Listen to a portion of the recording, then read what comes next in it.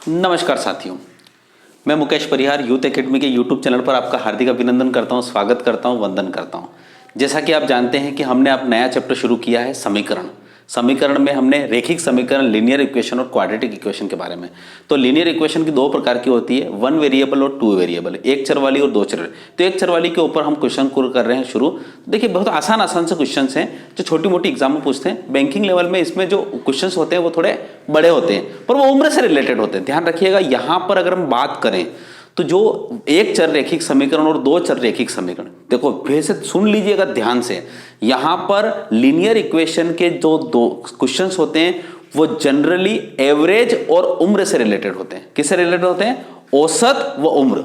यहां पर जितने भी क्वेश्चंस होते हैं आपके सारे लीनियर इक्वेशन वाले, यानी वन लीनियर इक्वेशन या टू लीनियर इक्वेशन, वो सारे किससे रिलेटेड होते हैं? या तो उम्र से रिलेटेड होते हैं या एवरेज से रिलेटेड होते हैं। 99% सारे क्वेश्चंस उम्र और एवरेज से रिलेटेड होते हैं, ठीक है। और औसत में कभी सिक्कों वाले क्वेश्चंस हो जाते हैं, उम्र में क्वेश्चंस हो जाते हैं। तो इस प्रकार के क्वेश्चंस होते हैं, बहुत आसान से क्वेश्चंस हैं। तो इन क्वेश्चंस की पीडीएफ आपके डिस्क्रिप्शन बॉक्स में पड़ी हुई है, उससे आप डाउनलोड करिए। और उसके बाद 15 क्वेश्चन को लगभग आप, बहुत आसान क्वेश्चन है ये, 5 मिनट में सारे क्वेश्चंस बन जाएंगे। कितने मिनट में? 5 मिनट में। 5 मिनट में ही बनाना है इनको, 5 मिनट में सारे बन जाएंगे, ठीक है। 5 मिनट में कितने नंबर आते हैं डिस्क्रिप्शन बॉक्स में लिखिएगा, ठीक है। हम करते हैं इसके सॉल्यूशन की तरफ। ये सॉल्यूशन बहुत सिंपल सा सवाल है। देखिए कभी भी लीनियर इक्वेशन या किसी भी इक्वेशन को हल करते वक्त, देखो इक्वेशन में होता है बराबर, तो बराबर से इधर कोई भी चीज आती है तो उसका चिन्ह बदलता है। क्या बदलता है? चिन्ह बदलता है। क्या है? चिन्ह बदलता है। और अगर प्लस और माइनस से जुड़ी हुई कोई चीज डायरेक्ट अगर यहां लिखी है, जैसे 3y बराबर 5, तो किसी गुणा में कोई चीज हो तो वो हमेशा क्या जाएगी? भाग में आएगी। गुणा में कोई चीज होगी तो वो किस में आएगी? भाग में आएगी। और बराबर से इधर होगी तो उसको बोलते हैं, चिन्ह बदलता है, उसको बोलते हैं हम पक्षांतर हुआ है। क्या हुआ है? पक्षांतर हुआ है, ठीक है। इस प्रकार की चीजें हैं, बहुत आसान है। जैसे पहला क्वेश्चन में 2x + 4 = 4, तो ये 2 इस 12 के बटे में आ जाएगा तो कितना हो जाएगा? 6। तो सवाल हो जाएगा 6, तो x + 4, ये 4 उधर चला जाएगा तो 6 में से 4 गए तो कितना बचा? 2। तो x की वैल्यू कितनी आ जाएगी यहाँ पे? 2। खत्म। आपके उस पीडीएफ में ऑप्शन भी दे रखे हैं, ऑप्शन पे आप टिक करिएगा। यहाँ पे हमने जगह की कमी के कारण 15 क्वेश्चन एक साथ दे दिए, इसलिए नहीं लिखे, ठीक है। चलिए, तो यहाँ पर ये इस प्रकार से होगा, समझ पा रहे हो ना क्या हो रहा है? 2 इस 12 के बटे में गए तो कितना हो गया? 6, और 6 में से 4 गए तो कितना बचा? 2 गए, 2, तो x बराबर कितना होगा? 2। अब यहां पे ये 3 21 के बटे में जाएंगे तो कितना हो जाएगा? 3 7 21, और ये 7, और ये माइनस के 5 उधर आ जाएंगे तो 7 और 5 कितना हो जाएगा? 12। तो n बराबर कितना हो गया? 12, ठीक। उसके बाद यहां पर ये सवाल देखिए, अब यही सवाल में ये 16 और 4 घट जाएंगे तो 16 में से 4 जाएंगे तो कितना बचे? 12। 12 में 3 का भाग लगेगा तो 3 चौक 12, 4, और 4 में से 2 जाएगा तो कितना बचेगा? t। तो t बराबर कितना? 2। ये सवाल इतने ही बड़े बड़े हैं, ठीक है। अब इसको देखिए, ये 7, ये -3 उधर जाएगा तो 7 और 3 कितना हो जाएगा? 10। 10 में 2 का भाग दिया तो कितना हो गया? 5। तो x बराबर कितना हो गया? 5। यहां देखिए 9 उधर जाएगा, कितना बचेगा? -5। ध्यान से सुनिए, 4 इधर है, 5 उधर है। तो देखो कभी भी बड़ी संख्या में से छोटी संख्या को घटाते हैं। देखो ये सवाल देखिए, 2y + 9 = 4, तो 2y = 4 - 9, तो y = 4 में से 9 गया। तो हमेशा दो संख्याओं के विपरीत चिन्ह हो तो हमेशा बड़ी संख्या में से छोटी संख्या घटाते हैं, और ऑलवेज भी बड़ी संख्या का साइन देते हैं। तो 9 में से 4 गया तो -5, तो y बराबर -5/2। तो इसमें उत्तर आएगा -5/2। अब उसके बाद इसके बाद बात करते हैं यहां पे अगले क्वेश्चन की तरफ। तो अगला क्वेश्चन क्या है? x/3 + 5/2 बराबर -3/2। तो अगर यहां पे बात करें, हम इसके बारे में बात करें तो यहां पे 2.5 है और ये कितना है? 1.5। तो यहां पे सवाल ऐसा हो जाएगा, x/3 बराबर -3/2 -5/2। ये इस प्रकार के सवाल हो जाएंगे। अब यहीं पे अगर हम बात करें तो -3/2 और -5/2, तो 2 लघुत्तम हो जाएंगे तो कितना हो जाएगा? -8/2, ठीक। अब यहां पे कितना हो गया? x/3, ठीक। 2 से कटा तो 2 चौक 8, ठीक। और 3 का गुणा इसमें हो जाएगा तो x = कितना हो जाएगा? -12। तो x की इक्वल टू कितनी हो जाएगा? -12। कहाँ उत्तर है? x equal to -12। Simple simple से क्वेश्चन है सारे। 7वां क्वेश्चन देखिए, आराम से देखिए। यहां पे क्या हो रहा है? 15/4 -7x बराबर 9। तो आप क्या करेंगे भाई, हमें अकेला छोड़ना है, x की वैल्यू निकालनी है तो अकेला छोड़ना है। तो इस 7x को उधर भेज देते हैं, तो ये उधर आ गया, या फिर इधर ही रखो, 7x इधर रखे तो ये इधर आ गया। 15/4 में से 9 जाएंगे, यानी इसका मतलब हुआ 15/4 -9। ठीक, अब यहां पे करिए लघुत्तम। 9 चौक 36, यानी 15 - 36 ये 7x। ठीक, अब बचा 36 में से 15 गया तो कितना बचा? -21। तो -21/7, 7 तिया 21, यानी कितना उत्तर आया? -3। तो इसका उत्तर कितना है? -3। ठीक, ये सवाल आपने कहा ये से दिख रहा है, 2 नम 18 और 3 नम 27, तो x बराबर कितना हो गया? 27। इसमें देखो ये हमने केवल रखे हैं यहाँ पे। देखिए हम यहाँ पे जो तैयारी कर रहे हैं वो लगभग इस प्रकार की सारी एग्जामों की तैयारी कर रहे हैं, जो छोटी से बड़ी एग्जाम की सारी जो है। आर्मी लेवल की एग्जाम में इस प्रकार के क्वेश्चंस पूछे जाते हैं, बैंक में इस प्रकार के नहीं पूछे जाते हैं, इस प्रकार के क्वेश्चंस पूछे जाते हैं। तो लगभग हमारी जो सीढ़ी है वो यहीं से होकर गुजरती है। अगर कोई पहली बार एग्जाम की तैयारी कर रहा है तो भी वो कर सकता है। ठीक है, अब यहाँ पे 7x - 9 ये हो गया, ये 7x - 9 तो 16 और 9 कितने होते हैं? क्योंकि -9 उधर जाएगा तो कितना होगा? प्लस हो जाएगा। 16 और 9 कितना होता है? 25। 25 में 7 का भाग दिया तो कितना हो गया? 25/7। तो x बराबर हो गया 25/। देखिए अब आप सोचेंगे 16 और 9 कितना होता है? 25 होता है, तो 25/7। ठीक है, अब उसके बाद यहां चलते हैं, x/3 + 1 बराबर 7/15। यही बात करते हैं। तो यहां क्या हो रहा है? x/3 बराबर 7/15 -1। ठीक है, x/3 बराबर 7/15 -1। तो अब यहाँ पे सोल्व करेंगे तो क्या होगा? x/3 15 एकम 15, 15 में से 7 गए तो -8 -8/15 ये उत्तर। 3 एकम 3, तीनों पांचों 15, तो उत्तर आया -8/5। तो उत्तर है -8/5। तो इसका उत्तर होगा कितना? -8/5। पॉज, -8/5। तो अब आपके पास ये 10 क्वेश्चन। देखिए ये समीकरण है। अच्छा, ये समीकरण का मतलब ये हो रहा है कि जब हम इन सवालों को हल करेंगे तो हमें सवाल को हल करने के बाद, लैंग्वेज को पढ़ने के बाद, ऊपर जो इक्वेशन थी वैसी इक्वेशन हमें जमेगी। एक वेरिएबल हमको चुनना पड़ेगा। वैसे मतलब ये जो ऑप्शन होते हैं उन ऑप्शन से सवाल हो जाते हैं जनरली। देखिए, किसी संख्या के तिगुने व 11 का योग 32 है।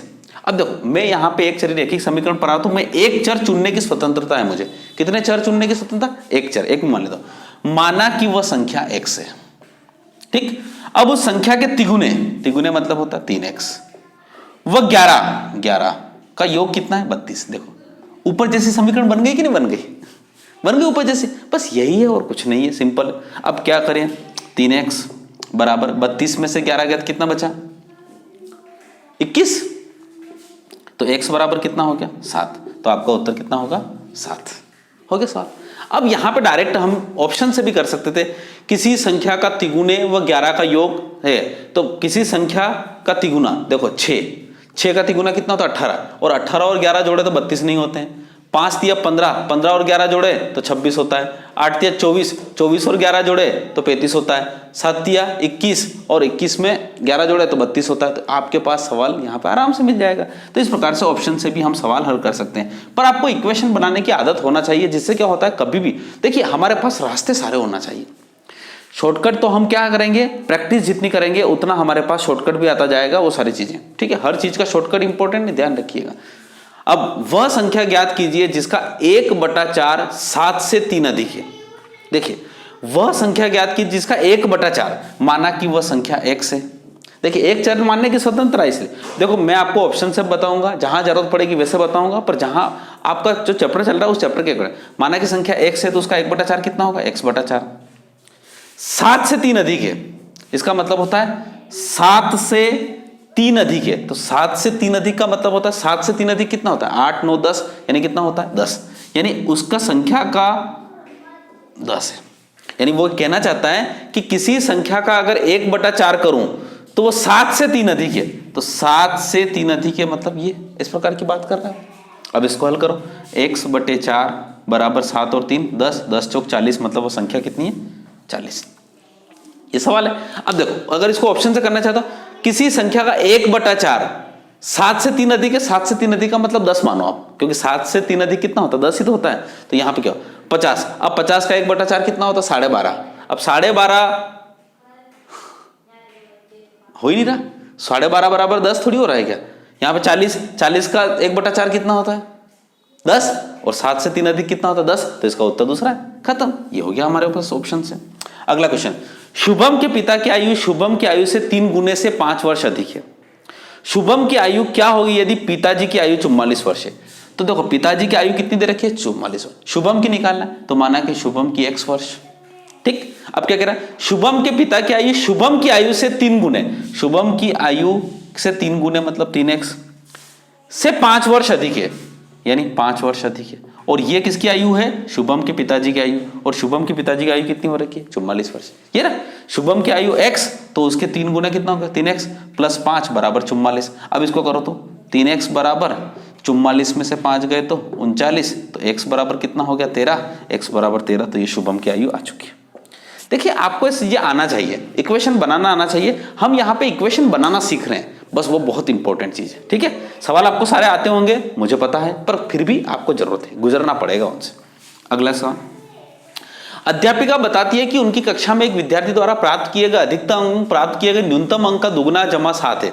देखिए जमा का मतलब प्लस होता है, क्या है दुगना जमा, जमा अपन कहते हैं ना 2 जमा 3, ये क्या होता है जनरली उर्दू टाइप की लैंग्वेज है, ये इस प्रकार की लैंग्वेज जो हमारे पुराने जमाने में हमारे दादा दादी भी जमा कहा कर। ठीक है, प्राप्त किए गए अधिकतम अंक अगर 87 है तो न्यूनतम कितने हैं। तो देखो अध्यापिका बताती है कि कक्षा में एक विद्यार्थी द्वारा प्राप्त किए गए अधिकतम अंक कितने हैं 87, ये रहे अधिकतम अंक 87।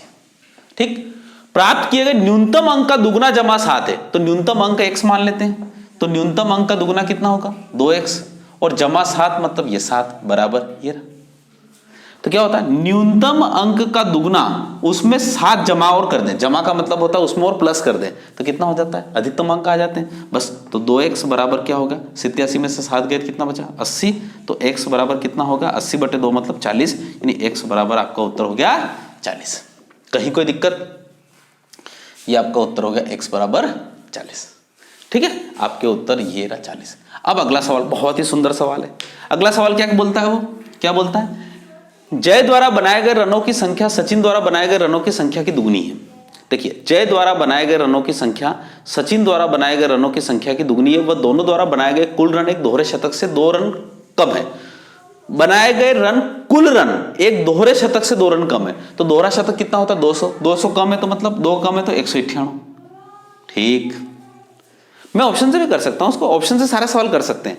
जय द्वारा बनाए गए रनों की संख्या सचिन द्वारा बनाए गए रनों की संख्या से दुगनी है, इसका मतलब होता है जय ने अगर x बनाया तो सचिन ने अगर x बनाया तो जय ने कितना बनाया होगा 2x, क्योंकि उसने बनाया जय द्वारा बनाए गए रनों की संख्या सचिन द्वारा बनाए गए रनों की संख्या से दुगनी है, तो ये हो गया 2x और ये x, और 2x और x कितना हो गया 198, 2x और x कितना होगा 3x, 3x बराबर कितना होगा 198।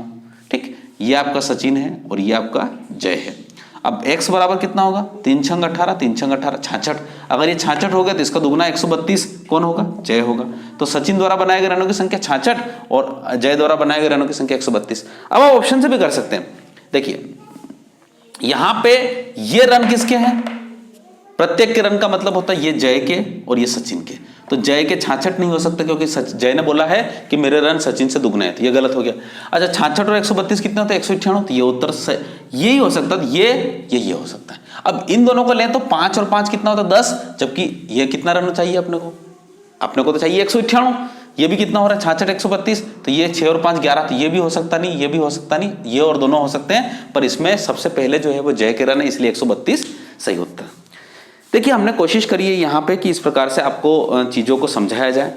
ये तो आपने यहाँ पे देखा होगा कि आपके पास जो सवाल आए थे वो कितने सवाल आए थे 15 सवाल, तो आपने 15 सवाल सही किए होंगे और मैं आशा करता हूँ कि 15 में से 15 नंबर आए होंगे। ठीक है, तो ये टेस्ट अभी जो आपका सुबह आपको जो वीडियो मिला है, सुबह वीडियो में आपको इक्वेशन के प्रकार मिले और आज ही आपको एक वीडियो और मिल रहा है यही वाला, जिसमें 15 क्वेश्चन मिल रहे हैं, क्योंकि उसमें छोटा सा था 10 मिनट का, तो जिससे क्या होता है दिन की पूरी भरपाई नहीं हो पाती है। अब ये 15 क्वेश्चन भी आपको मिल रहे हैं, तो उनको जल्दी से सोल्व कर लीजिए और अगले हम फिर 20-25 क्वेश्चन और लेके आपके सामने आते हैं। ठीक है, ये आपको वीडियो कैसा लग रहा है? अगर यहाँ तक अच्छा लग रहा है तो लाइक करिए, शेयर करिए, सब्सक्राइब करिए और हमारे चैनल को आगे ले जाने में अपना भी योगदान दीजिए। Okay, thank you so much. जय हिंद, जय भारत।